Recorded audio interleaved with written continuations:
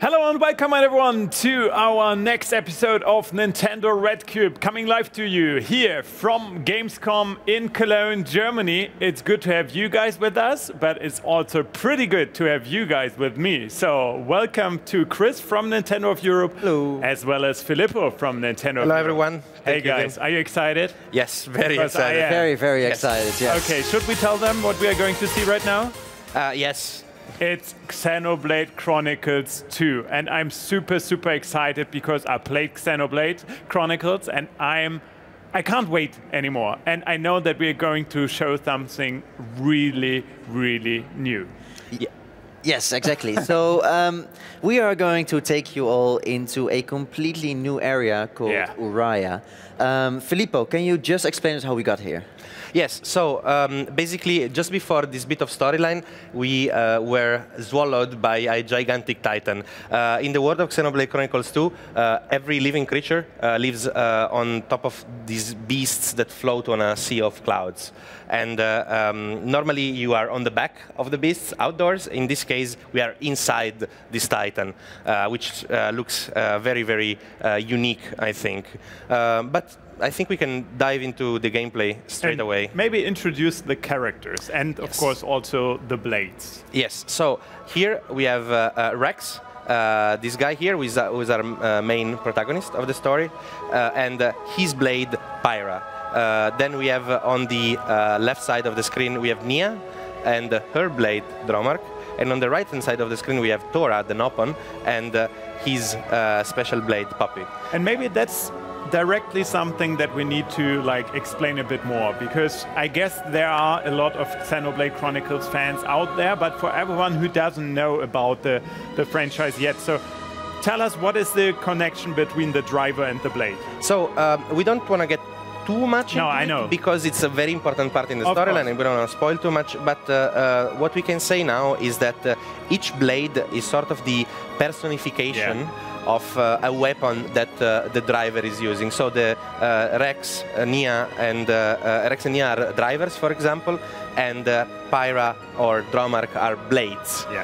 So these are, as I said, these physical representation of the weapon that the drivers are using. They are not human beings, they are different kind of creatures, and the relationship between these two different species of beings plays a central role in the storyline. And that's what I wanted to hear. Thank you for that. Okay. So we are, as I said, here in Uraya. You can see that we are inside. This is a closed space. You can see up there are some openings, and when the sun will rise, we will see light filtering through from those.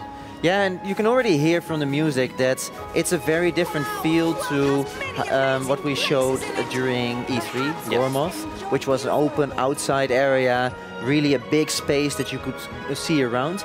And here it is very much an enclosed space. The music reflects it. The mood is a bit darker, but it's very melancholic. And this area just is so vastly different, but also very beautiful. Yes. So over the course of this hour of gameplay, we're going to focus specifically on gameplay, because the battle system has changed a lot compared to previous Xenoblade Chronicles games. It's much more streamlined. Everything is at the touch of a single button. Everything is either on the right, on the left Joy-Con, just one button away. But we have really a lot to go through, so I'll get right away into the battle. For this first battle, I would ask the viewers to focus on the lower right corner of the UI. And here we see all of my abilities, one of which is already charged, the other two are not active. I will approach the enemy and I will start attacking automatically, and you will see that the arts will start charging every time I swing my sword. Go for it. Yeah, so at first sight, there may not be so much change compared to how previous Xenoblade games worked, in the sense that you have an auto-attack pattern, you can walk around to position yourself better for an enemy, and you can attack with the different arts of a character, like what Filippo just described is shown in the bottom right corner. Exactly, so each time I auto-attack, you'll see the white damage, and I attack in cycles of 3. So Rex will swing his sword 3 times and doing an increased damage with each swing.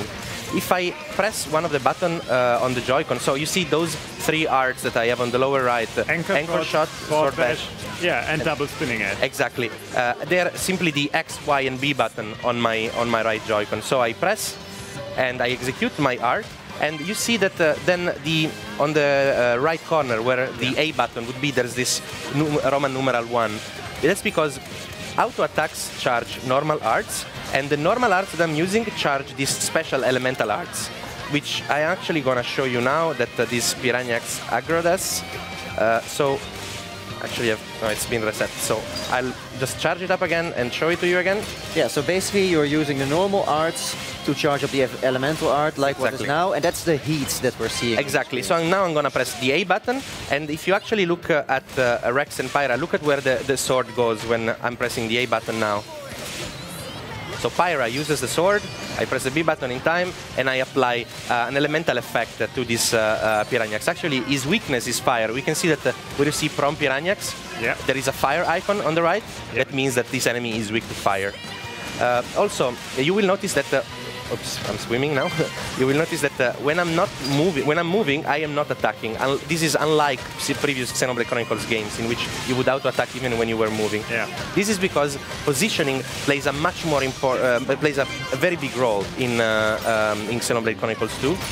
And what I find interesting about this is that positioning has always played an important role in Xenoblade games, because you have attacks like the Sword Bash that are stronger from the back, or Double Spinning Edge, which is extra damage from the side.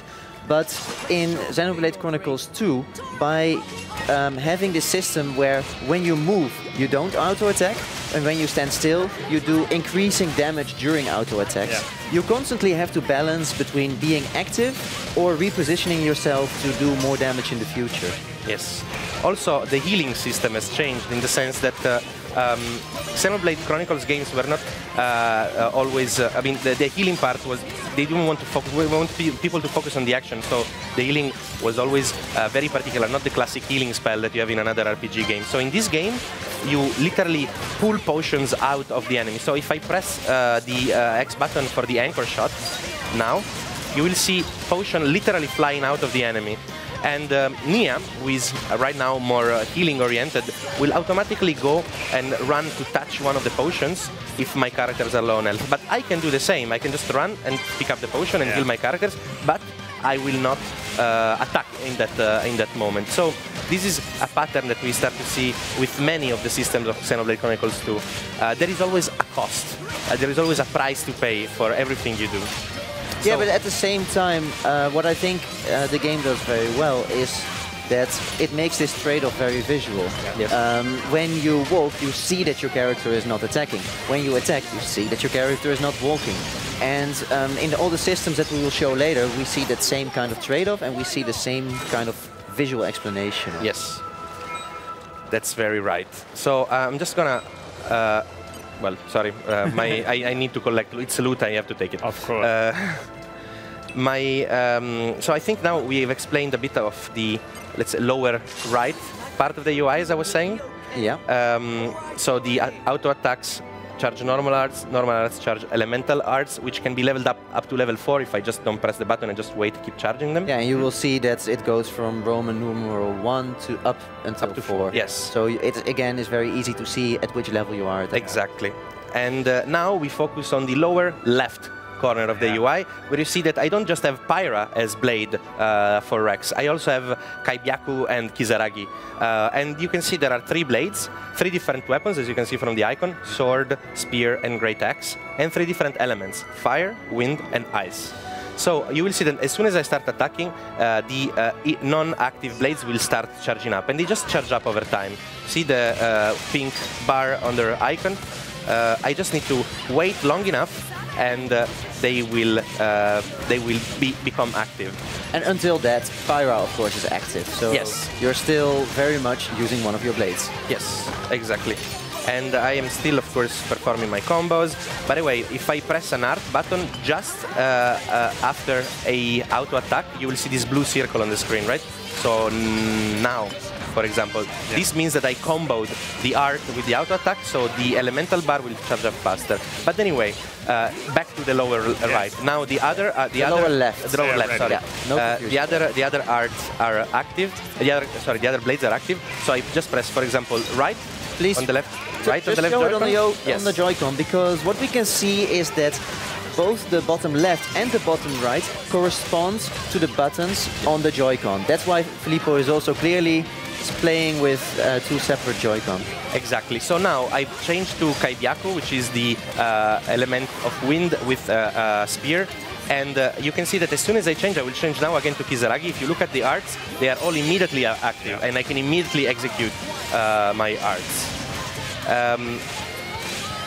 Making combos with auto attacks and arts changes based on the weapon you have, because they swing at a very different rhythm. So the Great Axe is very slow, so it will make very big damage, very big swings, but I have to change completely my timing. Let's go over this again. Yeah, shall we do one more Yes. just to recap it? Yeah. Oh.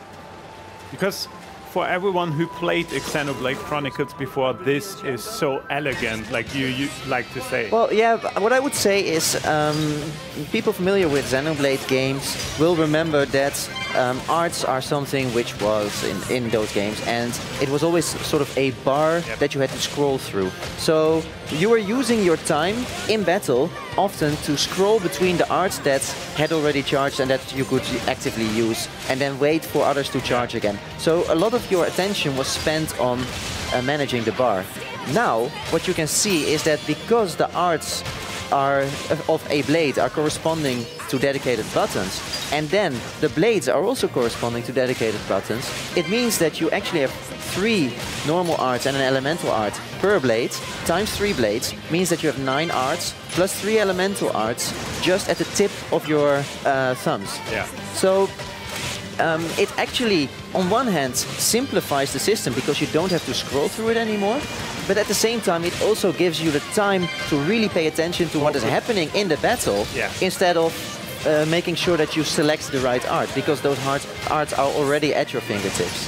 And in that sense, it both simplifies it or streamlines it, but it also deepens the strategy because you have more time to think and to pay attention to the battles. That's true. And on top of that, it really feels like a dance. And I'm really always watching the characters fighting this time instead of watching for bars to load, because I can clearly see them lighting up. I don't need to focus my attention on them. I'm always focusing on the battle. I never have to look away from the action, basically. So, something else that I wanted to show you. Let's do just one last fight over here.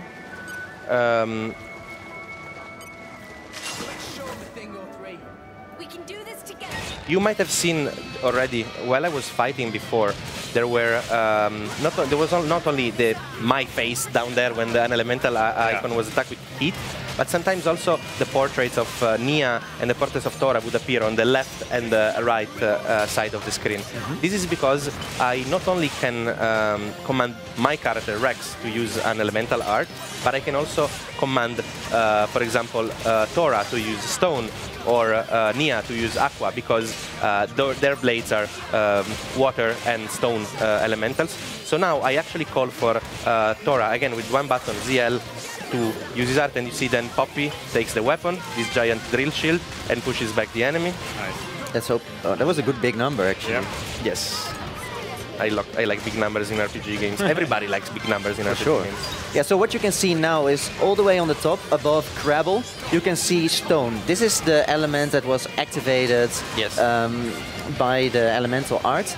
And you actually now did the follow-up. Yeah, I told Nia to use her elemental art, so she had already charged to level 2, and after stone came volcano, basically. Yeah, and this is what you can see in the top right corner of the screen, where there is sort of a path of elements shown from the moment that you activate your first elemental art. We'll go into more details later when we have a stronger enemy that we have a bit more time to explain it, but this was just a primer. Yes. So actually, let's go back down. Time for And a bit of exploration? Yes, Yes. you need to show everything that is around. First of all, now it's 5. It's already almost sundown, but you can see that those openings are letting much more light through, and so the look of Uriah will change over the course of the day. Something that the development team told us as well is that their intention with I'll just run away. Their intention with Uriah was also to make this area a bit dungeon-like. Yeah. So you actually have to find your own way around in order to traverse. Oh, that big crab guy, I'm just gonna stay away from him for now. And Very good description. yes, yeah, it's a crabbo. Oh. Yeah, and that's a big bird guy? yeah. That's Well, right. that's right. not. I mean, I've seen bigger birds in this game. For sure. I wanted to say. Yeah, but look at that vista in the distance. Look at the view.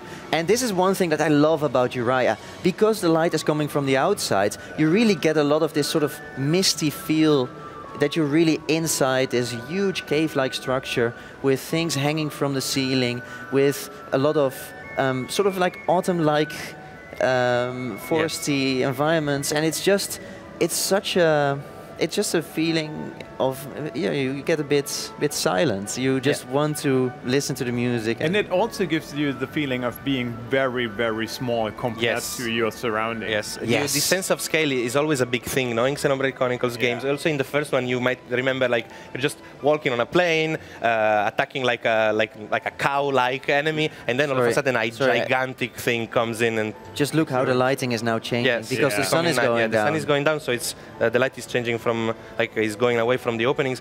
By the way, our objective at the end of this presentation is to get to that city that you see in the distance, this beautiful castle with this gigantic staircase that we'll see later on from a bit closer. Also, something that's quite cool at night, those trees that were very autumnal, some of them become very pink, almost like sakura trees, you know, the Japanese cherry blossom trees. And it looks really magical, I think. So let's move on, and let me just move the camera again, and let's take a good shot of everybody here.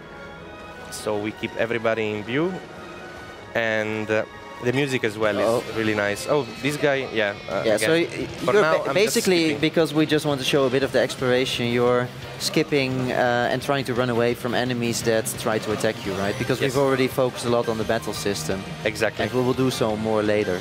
So actually, my objective now is to get away from this enemy first. Well, as the name says on top, he's smart. All right.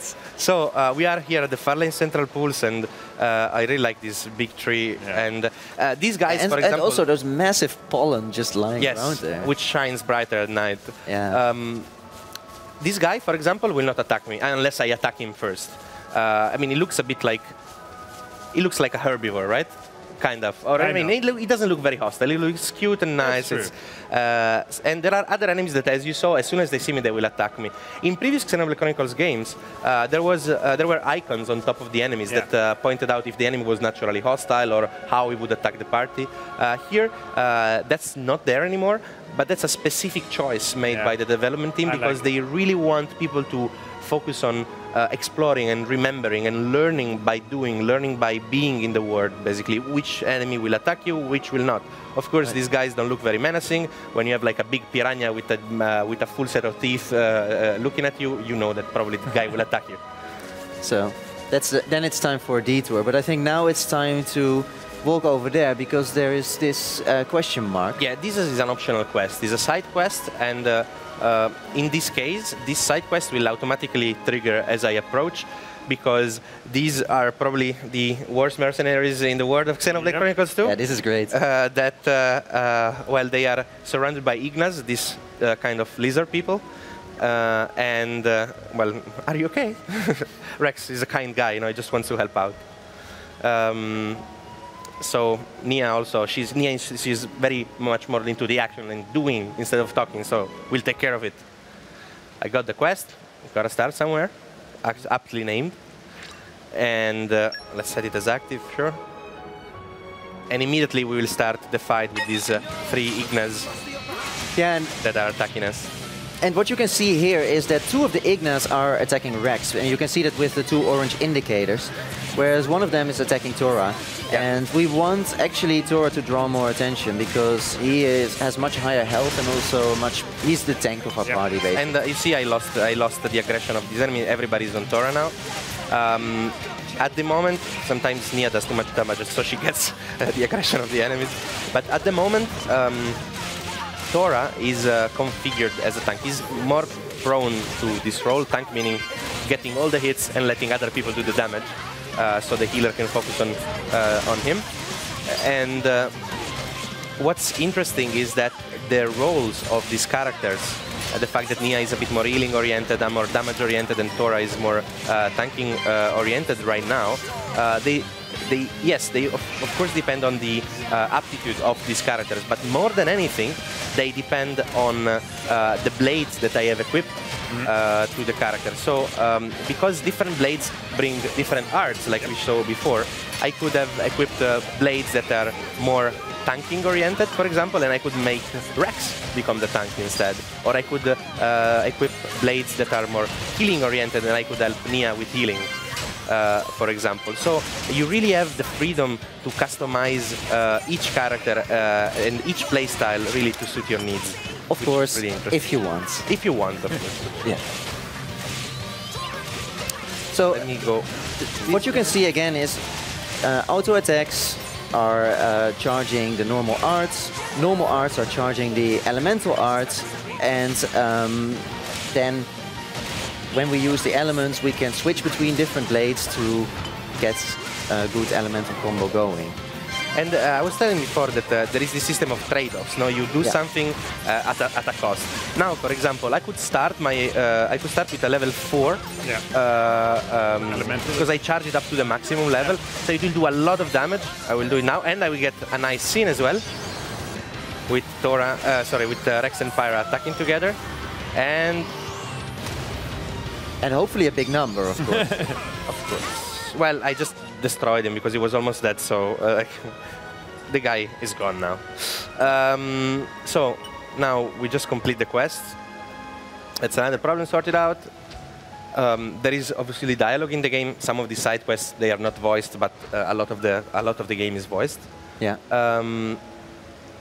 Basically, what happened, I'm just going to skip through the text a bit quickly for the sake of time, but what happened is that they are bodyguards. They were hired by an employer to protect him. They lost their client, basically, and now we have to find their client. So as I said, really very poor mercenaries here. There's also always an element of humor. Of course, there are serious themes, serious topics, but also an element of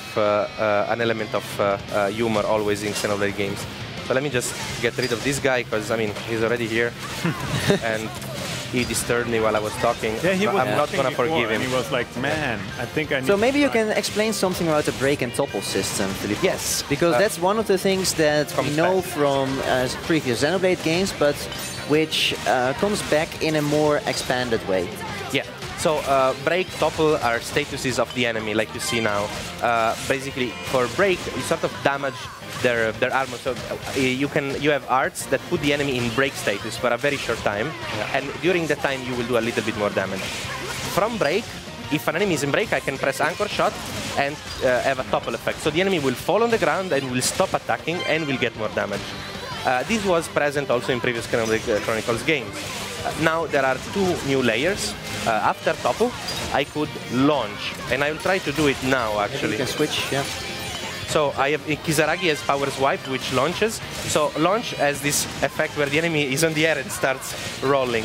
And there is a fourth layer, which is smash. When the enemy is in the air and rolling, I can smash him down to the ground for increased damage. And one thing that I really loved about how you triggered this is that it actually shows what we have just been saying before.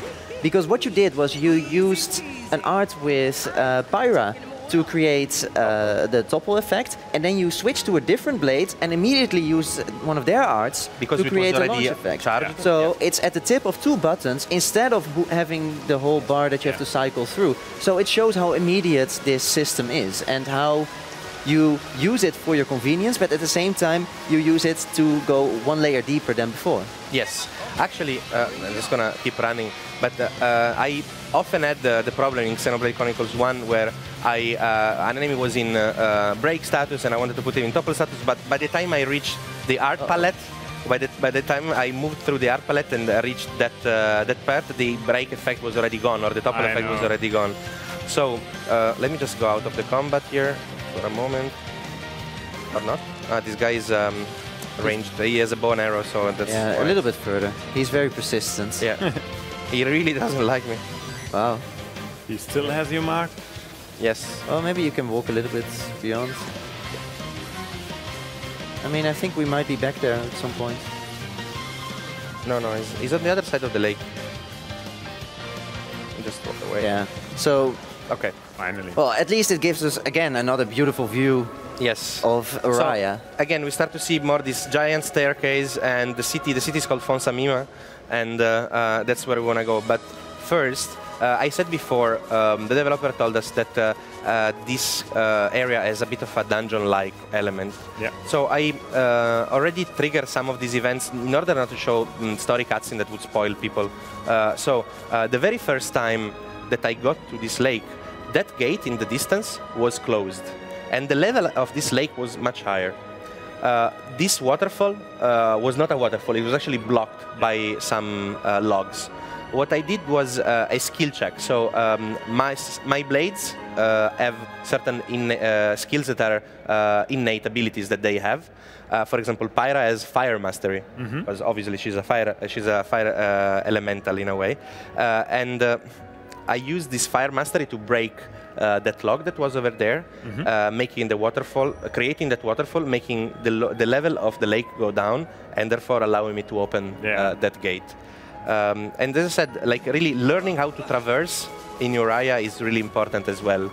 Well, and this again is one of those beautiful things, right? That's what it shows is it really retains the core of what makes previous Xenoblade games. You have a huge element of exploration, and you have a very deep combat and customization system. Yes. And what we've shown now is, of course, on the one side, how this combat system is more streamlined but also deepened. And on the other side, we're now also showing how the exploration is still very much there and also expanded on in a few subtle ways. Yes. I mean, also, you know, jumping and reaching a place that at the beginning seems impossible, some elements of light platforming are all elements that we've seen in previous Xenoblade Chronicles games and definitely play a role here as well. I will try now to find a pretty interesting fight. I hope I have to find a place where I want to drop down. And yeah, you probably want to find a bit of water then. yeah, let me see. This is kind of risky, but I think it's going to be good. Yeah. Yes. Okay. Well aimed. Good. So I want to fight a big, unique monster that has lots of HP and will allow us to go through other systems as well of the gameplay. Because really it's layer upon layer upon layer of system. Oops. Yeah, and that's basically what we're doing now, right? We're trying to... Oh. Ansels are not fun. Ansels are not fun. Should I fight? Yeah, maybe. Okay. Ooh. Right. Ooh. I hope that Tora gets the aggro quickly. Because he's level 24 and Ansels are big and do a lot of damage. Yeah. So, fortunately, Nia is ready for the healing. Yeah, maybe we want to get that potion over there in the distance. Nia will get it automatically if my characters are low on health. I don't need to get it myself. Ah, she's so nice. Yes. Well, actually, she's quite a character. Uh-oh. She's a very nice character, I think, in Xenoblade Chronicles 2, and she definitely has an attitude, I think. So, we could talk a bit about elemental combos and how to use them together, right? Yeah. So now, you see both, all of my characters have an elemental art available. Start with stone? Yes, let's start with stone with Tora. And now, please focus on the top right corner of the screen.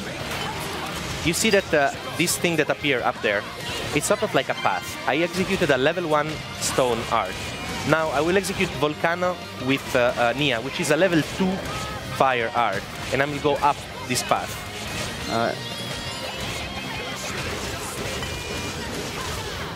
Oh, he died. But we're going to see it with the next enemy. Yes, exactly. We're on our way to the enemy that will really allow us to go in depth about that, because it's a very strong enemy. I think you have to probably go... No. I cannot go up from there. I have to go around. Well, then let's just explore a little bit more, right? Yes. Oh, this is a Brog, which is those gigantic poisonous toads. Yeah, you have a bit of a feud with them, right? Yeah, I don't particularly like them because they apply a lot of very nasty effects on the characters. This that looks like a beautiful flower is actually a gigantic carnivorous plant that will pop out from the ground and try to eat us. So let's move away from that too. So there's enough hazards around. Yes. And we're actually have to find the right place to jump from. Excellent. And we're there's Ragi again. Yeah. So let me try to go back up. Sorry for the repetition. To be honest, I mean, we haven't seen this area before, so I don't think it's such a bad thing to see some more of it. Yeah. Yes. And this again is also one of those things in Xenoblade, right? That in Xenoblade Chronicles 2, these areas, they are massive. So that means that finding your way through involves revisiting and re-exploring certain parts of the environment and really trying to see the clever paths through so that you don't get attacked by enemies all the time, like what is happening now. It's okay. You can dive into the water now. Yeah. So I did a mistake before in jumping in the water. I should have simply gone for another route, actually. But we'll get there. We'll get there. And another thing that we're going to see as well is that, of course, the enemies are going to use different abilities as well, and it's not just about like using your own abilities to damage them, but also to like avoid their abilities. Exactly. So there are some certain characters that really sometimes do massive damage, and you want to definitely stop them from executing certain some of their abilities.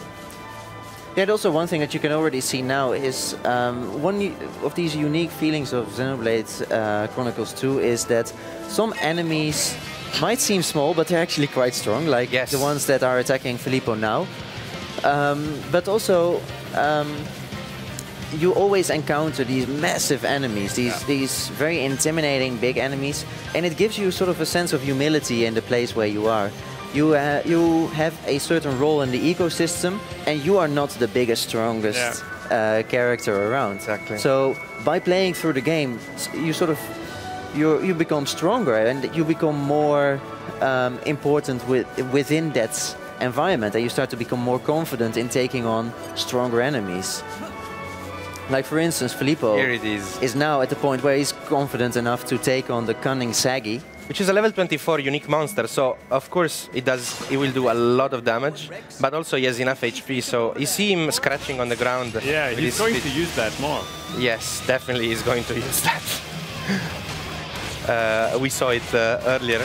All right, so let's just go for the full cycle now. We start on the bottom right corner using arts to charge up elemental arts. Yes. And what I want to do is stop this enemy from using blowdown.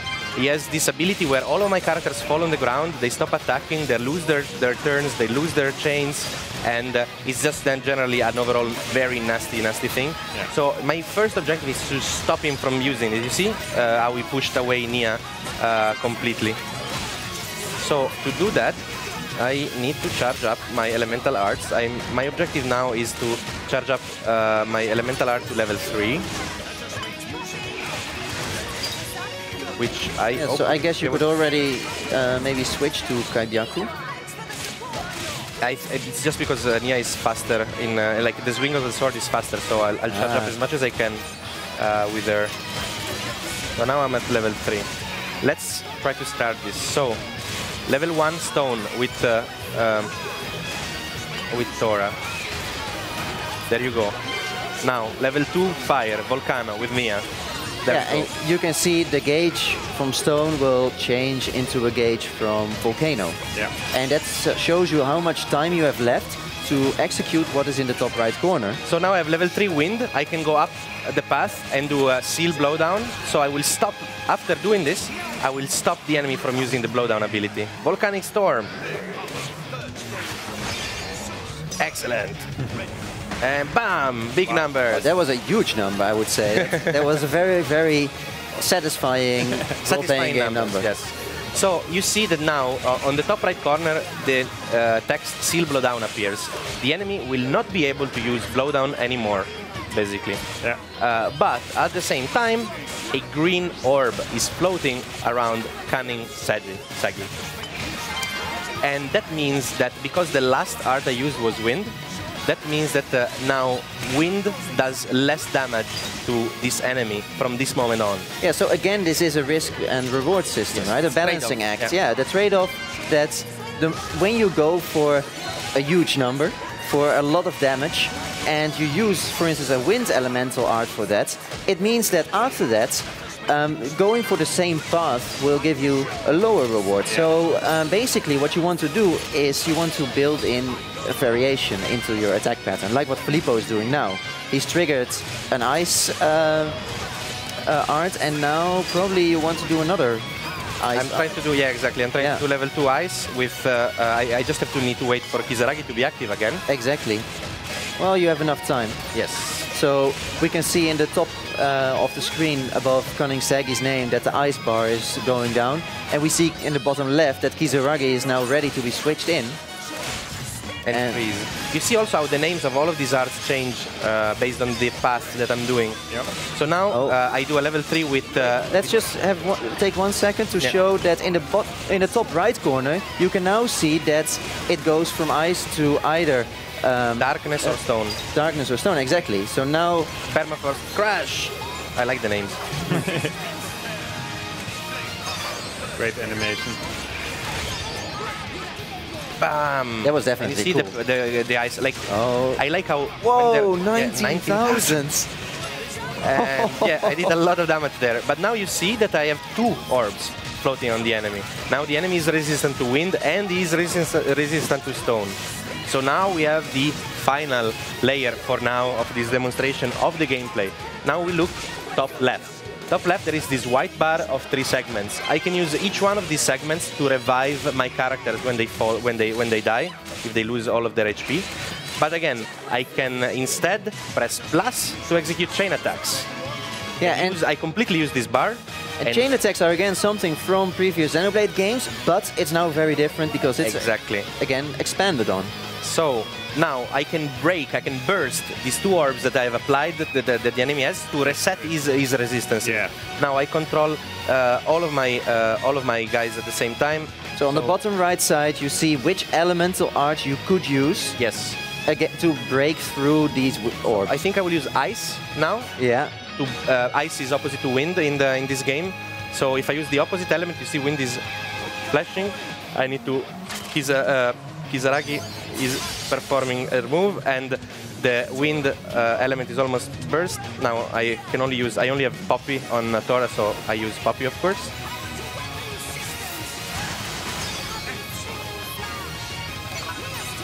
And I use now fire. Yeah, it doesn't matter so much. Yeah, it doesn't matter so much at this point. Let me just use fire because I like the guy, the blade. And its animation. Nice. So now you can see that both of them are cracked, but not burst. Yes, exactly. So they are still around. So actually we failed in our mission to get rid of these elemental orbs because we want now it really limits us in doing a lot of damage. Yes. Because now the Cunning Sagi has extra resistance to both wind and earth. So what we want to do is build up this chain attack gauge again. Yes. Filippo, how do you build up the chain attack gauge? By attacking, by executing arts, and by attacking effectively, by performing combos. So basically by staying active. Yes. Well, in the meantime, you have already activated heat, so you could go for another... I'll try to burn out now. So you used a fire art, which means we go up in the path. Yes, and now I can only do a level 3 fire, which I hope Nia will charge up soon, because I definitely will not have the time to do that. Oh, he's calling allies as well. He's calling additional enemies to join the fight, which is I would say definitely not what I want. Also, because I changed the path now, you can blow down again. Yeah, because now the seal is on shackle driver instead of on blowdown. Yes. So but anyway, let me just go back to the chain attack. If I managed to burst those two arts, I could have actually kept going with my chain attack. Sometimes you get a prompt, and if you press the button at the right moment, you can keep chaining, basically, and you can keep going from character to character that you control. I didn't manage at that time. This was a very smooth fight, and it's incredible that you've been able to show 2 elemental orbs appearing. Yes. But can you just give us a nice overview shot so that we can briefly recap what just happened? So we used auto attacks to charge arts. We used arts to charge elemental arts. We used the elemental arts of different blades to go up into an elemental path.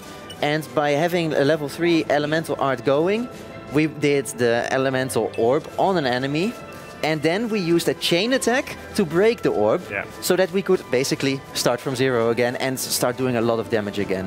So you can really see how all these systems tie into each other, but because they're all made visual and they're all at the tip of a finger, it means that it becomes very easy to understand how you trigger all of this. It really is a path. It's sort of, you're going up one step towards the ladder of awesomeness. Yeah, and it also feels like, well said, it also feels like, even for my friends who will be joining me when I will play it, it will be easier for them to understand what I do. Like, I remember back in the days when I was playing Xenoblade Chronicles, they were like struggling to follow what I was doing, actually. And this time it's much clearer.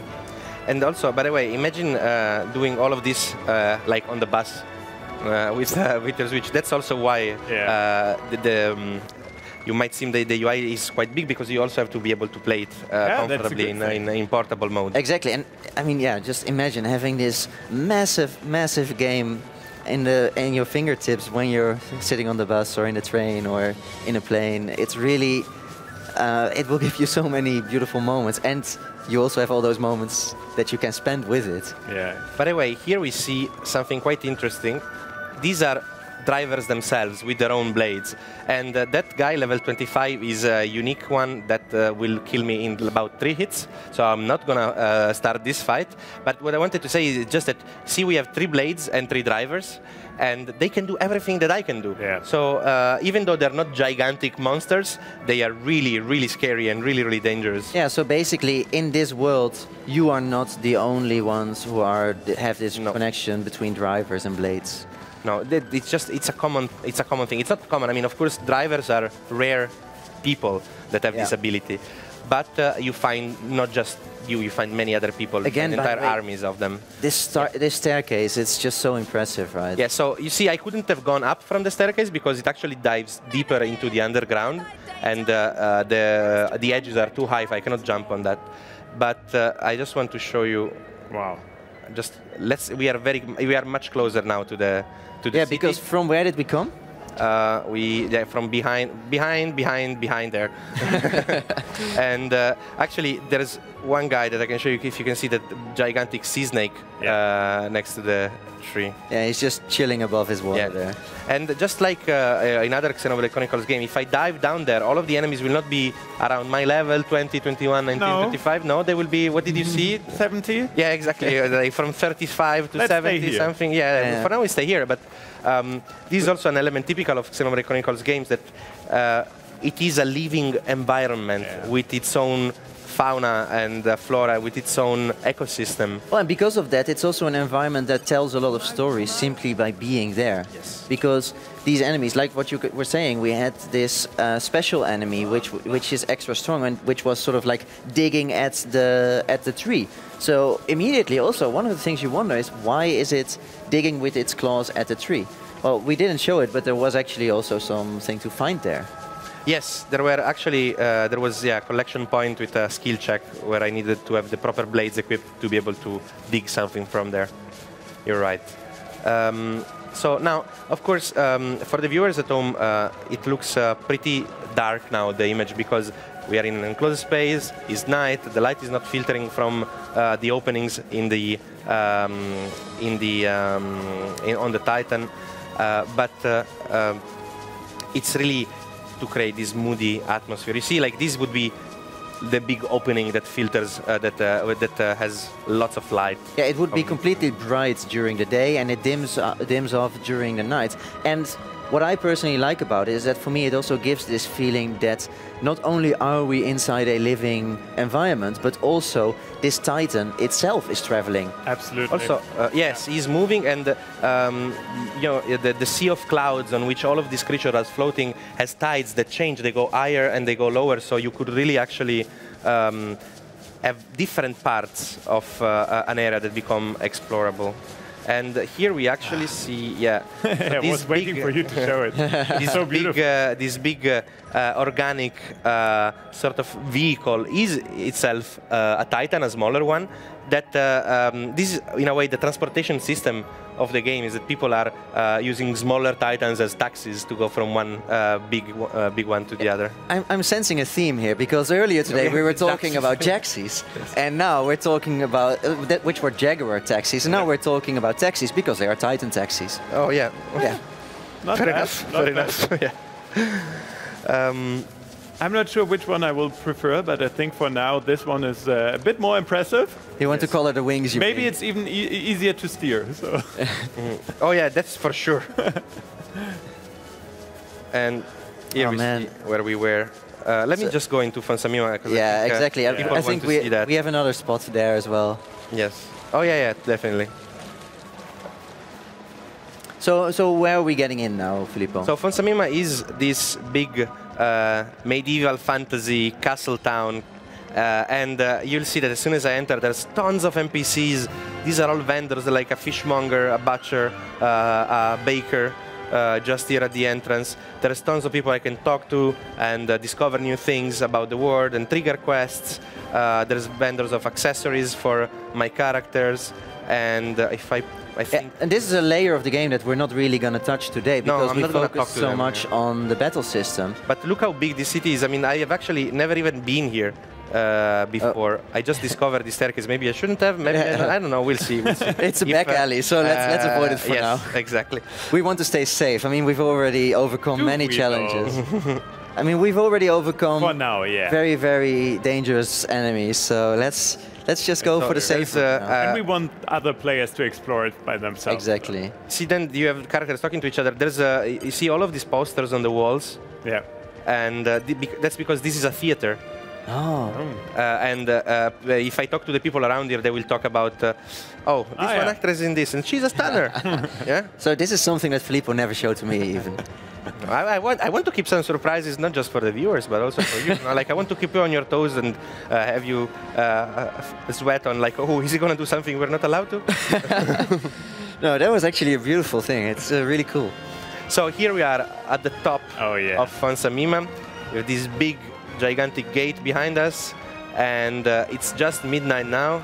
So, oh, the version is, by the way, it's not finished, obviously, the game. It's still being developed by our developers in Japan, by Monolith Studios, and they're working hard to get it done in time, and it's shaping up beautifully. Yes. I mean, I was so excited that we were able to show Uraya, because it is such a different feel than what we've shown so far with Gormoth, and at the same time it allowed us, and mainly Filippo of course, to go into this detail of the layered combat system. Yes. And here we see, actually, if you look far into the distance, that's where we came from. This is the big staircase that we saw in the distance. Yeah. And here we are at the top of Fonsamima. And you see how also this castle town has been built considering the structure of the world. Like, it's been built on the Titan. On the Titan, yeah. And in a way, you know, living creatures on the Titan respect where they live, and they try to work with, let's say, the geography and the landscape of the Titan. I think so let's actually line up our cast. Yeah, for a final group picture, you mean? Yes. Yeah. Exactly. Okay, I'm aligning. Yeah. There we are. They fit in my frame. And here we have our current party members: Rex and Pyra, Nia and Dromark, Tora and Poppy, which will be surely my companions for hundreds of hours when the game finally releases at the end of the year, in winter. And I'm so excited, not just to play this on TV, but mainly also to be able to take it anywhere so that I can really sink in all those hours and explore Uraya, Gormoth, and many more places. Yeah, definitely. It really breaks my heart. I think I will miss these guys a lot, but it's not that long anymore. I think we just have to wait a little bit. Yes. And then we are finally able to get our hands on Xenoblade Chronicles 2. So thank you very much, guys, for showing us around. It was a pleasure. It's always a pleasure. Especially very much a pleasure. The new area, Uraya. Yes. It's so great. Yes. I can't wait for it. So thank you very much to you guys. Yeah. Obviously, also thank you very much to everyone here at Gamescom attending our demonstration, and thank you very much to you guys at home tuning in through the live stream.